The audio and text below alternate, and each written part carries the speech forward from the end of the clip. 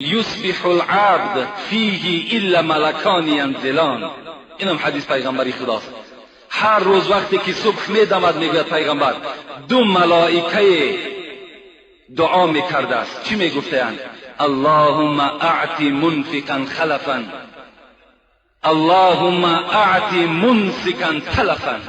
خدایا آدمی که دستی با خیر دارد، آدمی که دسترخوان کشاده دارد، آدمی که پول در کیسه و در خانه توپ نمیکند بلکه یک قسمش در راه خدا خیر احسان میکند، خدایا دولت این زیاده بگردان. دویم وی چی میگوید؟ میگوید خدایا این بنده که ممسک است، این بنده که بخیل است، فقط برای راحتی خود استفاده میکند، خدایا به دولت این یک تلف نازل کن. خدایا دولت ای را چکار کن، دولت ای را نابود بگردان.